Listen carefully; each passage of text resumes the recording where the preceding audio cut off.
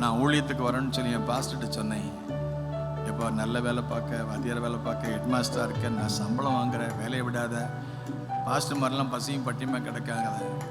மிஸ்தரி அம்மா கூட சொன்ன வேலையை விட்டுறாத, வேலையோடு சேர்ந்தா ஊழியம் செய்யப்பான். நான் ஆண்டவர் நாட்கள் உந்து சக்தி ஓ வேலையை விடு.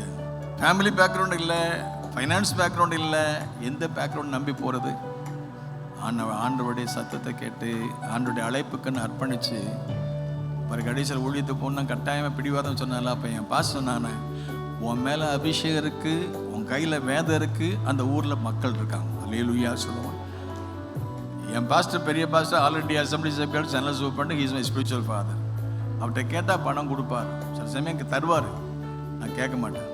வா வந்து வாங்கிக்கோமானோ என்னைய அழைச்சி. உண்மையில் எனக்கு சின்ன வயசில் என் வீட்டிலேருந்து என்ன எடுத்தார், என் வீட்டிலேருந்து ஒரு பைசா கொண்டு வரல. என் அம்மாவுடைய சம்பாத்தியம், எங்கள் அப்பாவுடைய சம்பாத்தியம் இன்னைக்கு என் வீட்டில் இருக்குது. நோ சொன்னால் அந்த கிராமத்துக்கு போவோம், சர்ச்சும் கிடையாது, ஆட்களும் கிடையாது, தெருவா பிரசங்கம் பண்ணு, வீடு விடா போய் பிரசங்கம் பண்ணு. ஒரே பேண்ட், ஒரே ஷர்ட்டு, எங்கள் அம்மாவுக்கு ஒரே சாரி தான். ஆனால் 3 வருஷத்தில் ஒன்றும் இல்லாமல் இருக்க போனோம். ஆத்துமகளை தந்தார், தேவையை சந்திச்சார், இந்த சபை கற்றுக்கிற செஞ்சார். இன்னைக்கு அந்த இடத்துல கோடிக்கணக்கான ரூபாய்க்கு மதிப்புள்ள ஒரு இடத்தையும் வாங்கி நான் மெயின் ரோட்டில் இன்னைக்கு ஆண்டவர் ஊழியத்தை ஆசீர்வதிச்சார். ஆமென் சொல்லுவோம். மேன் அபிஷேகம், மேன்